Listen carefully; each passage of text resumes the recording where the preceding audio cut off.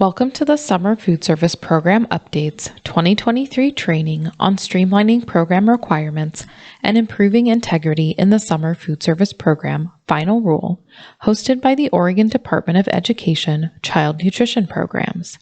For the duration of this training, the Summer Food Service Program may be shortened to SFSP.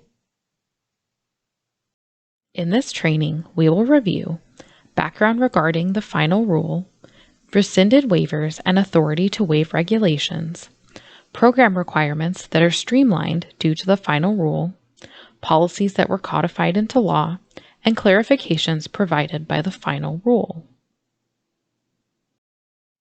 SFSP 01-2019 Summer Food Service Program Memoranda Rescission rescinded 4 waivers that the USDA had previously granted sponsors to utilize and state agencies to approve. These waivers included the ability for sponsors to utilize offer versus serve, meal timing requirements, the use of area eligibility to qualify closed-enrolled sites, and first-week visits for returning sites. For the summer 2019, state agencies were required to apply individually for each waiver in order for sponsors to be able to continue to opt into these waivers and continue operations in ways they had become accustomed to.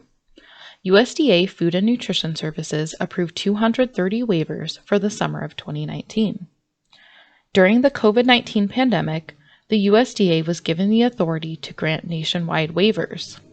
With that authority, among the waivers that allowed for increased access to emergency SFSP meals were waivers for these items. The Keep Kids Fed Act allowed these to continue as well.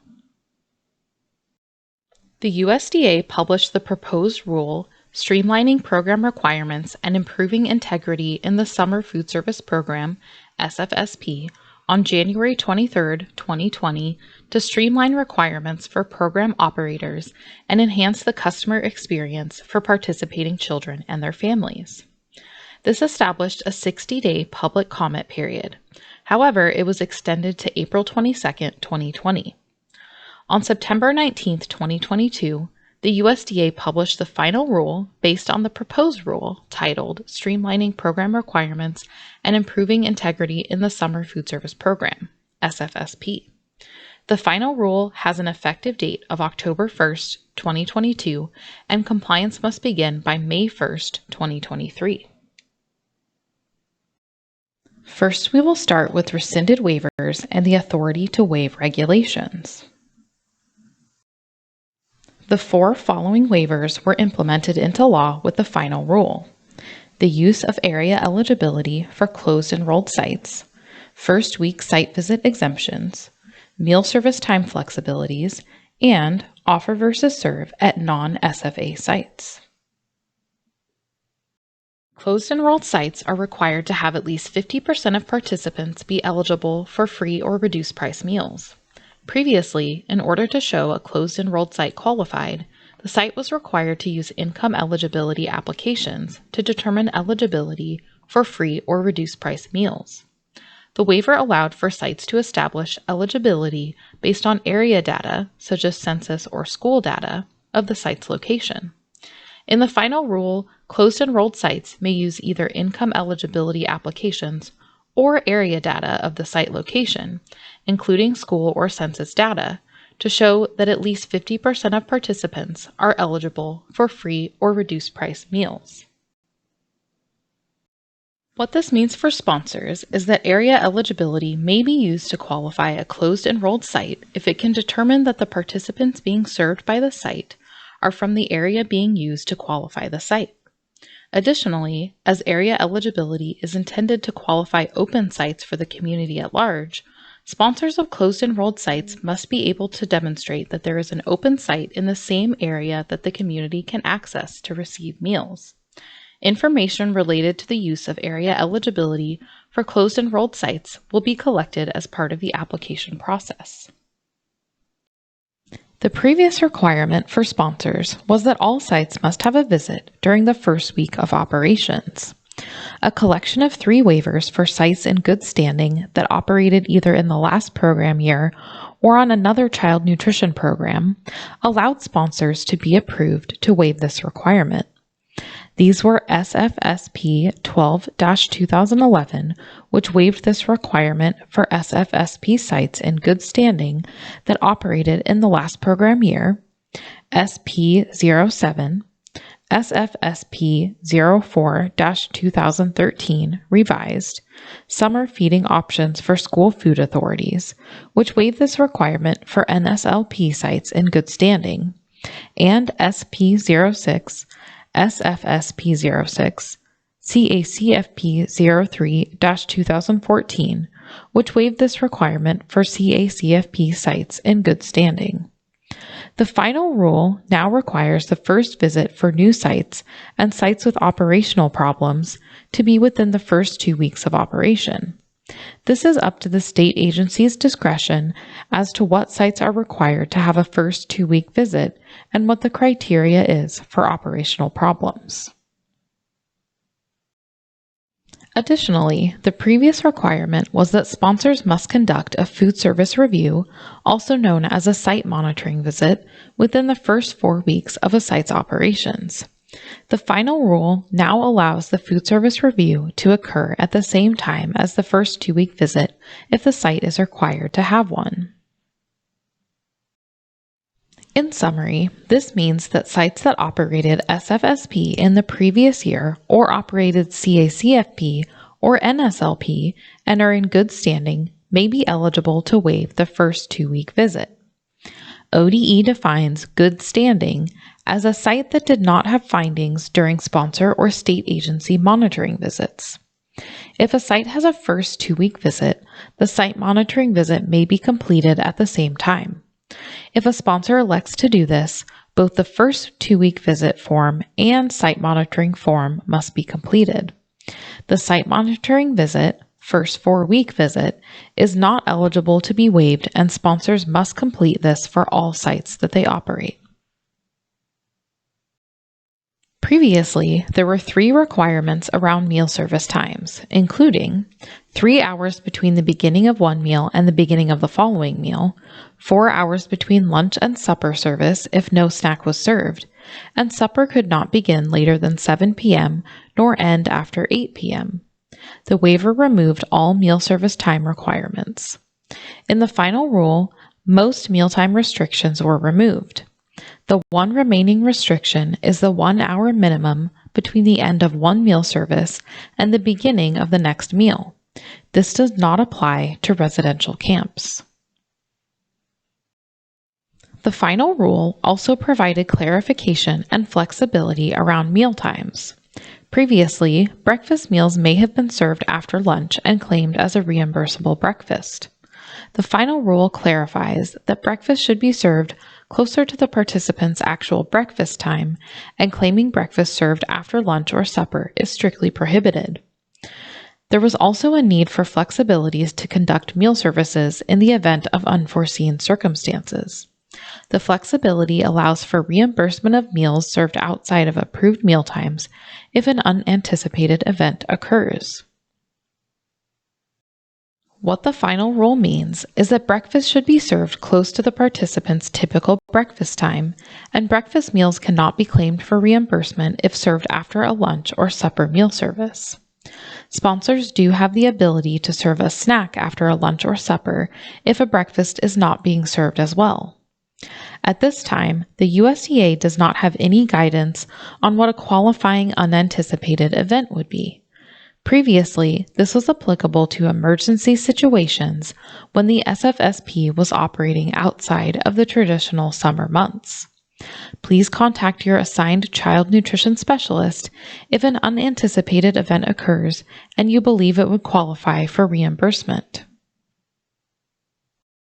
Finally, Offer versus Serve, or OVS, was originally only offered to School Food Authority, or SFA, sites, and they were required to use the NSLP meal pattern.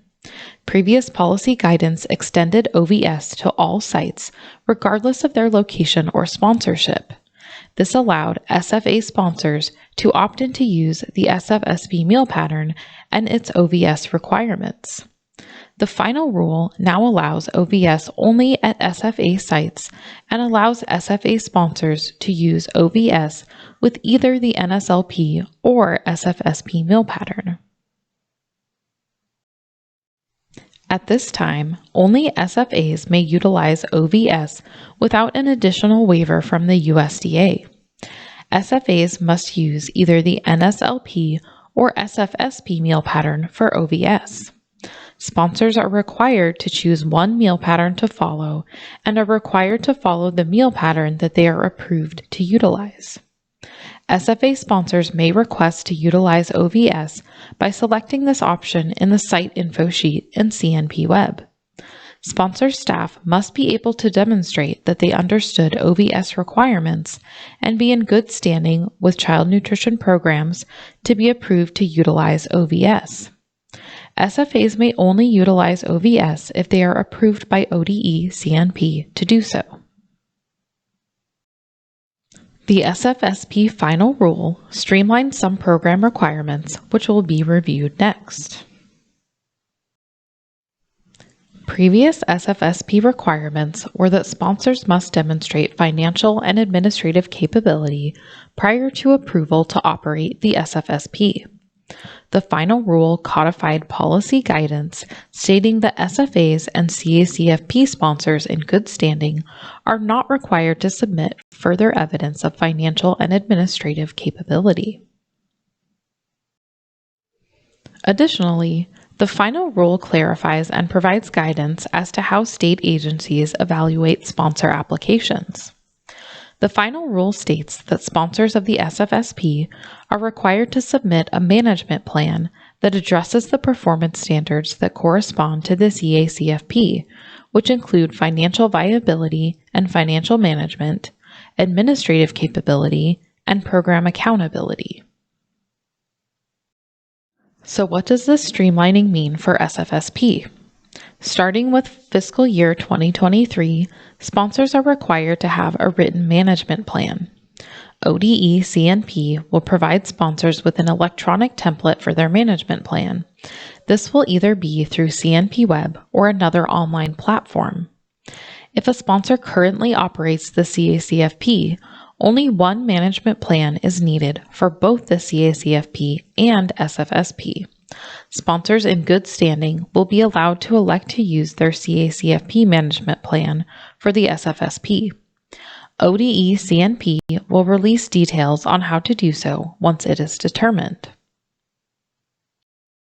The final rule also codified the following policy. The off-site consumption of limited food. The original requirement is participants must remain on-site for the entirety of their meal. Policy guidance in SFSP 06-2017 provided the flexibility for sponsors to allow a single item of fruit, vegetable, or grain to be taken off-site for later consumption. This policy guidance was codified in the final rule.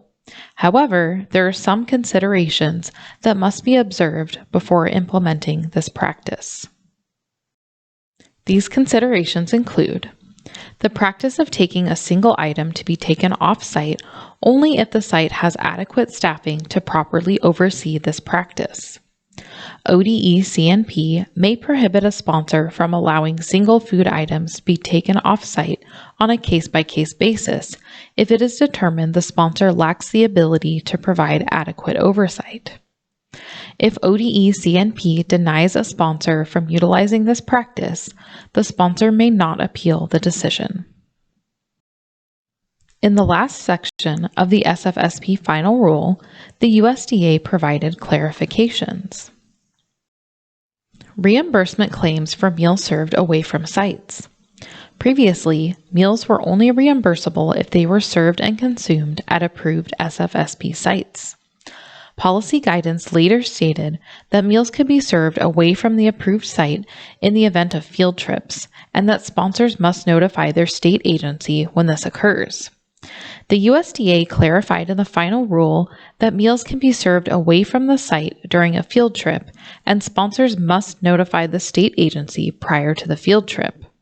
The final rule goes a step further and clarifies that state agencies have the discretion to disallow meals if advance notice was not given. Sponsors must be capable to meet all program requirements on field trips, and if the site is an open site, the open site must continue to operate during the field trip.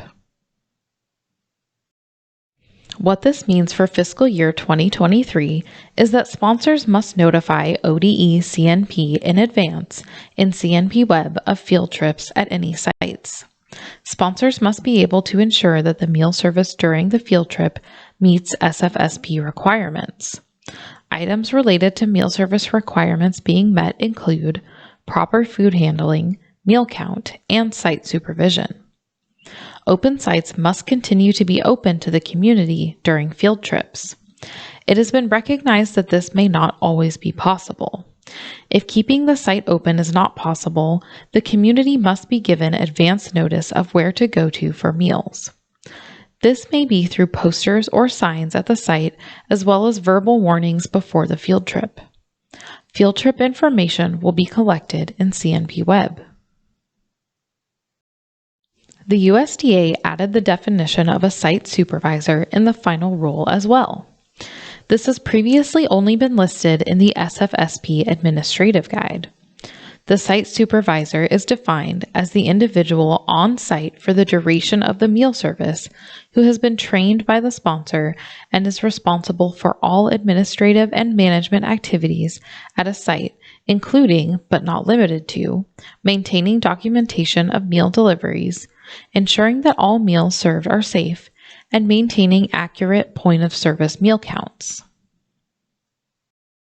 In summary, we reviewed the following items related to the final rule: final rule's background, rescinded waivers and authority to waive regulations, program requirements that are streamlined due to the final rule, policies that were codified into law, and clarifications provided by the final rule.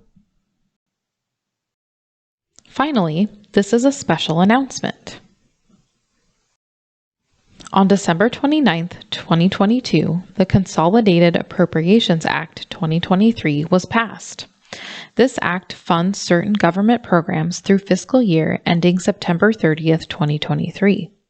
Additionally, this act included permanent regulation changes to the SFSP and will impact program operations in rural areas. At the time this training was created, state agencies were awaiting guidance from the USDA for summer 2023. Once USDA guidance is available, ODE CNP will develop and host a training for sponsors with operations in these areas. Please stand by for more information. If you have any additional questions regarding the information in this training, please reach out to your assigned child nutrition specialist. Here's a short message from the Oregon Department of Education. ODE supports equity and excellence for every learner and seeks to work with school districts, education service districts, and community partners like you. We believe all children should have access to a high-quality, well-rounded learning experience. This institution is an equal opportunity provider. Thank you for taking this training. We hope you found it helpful.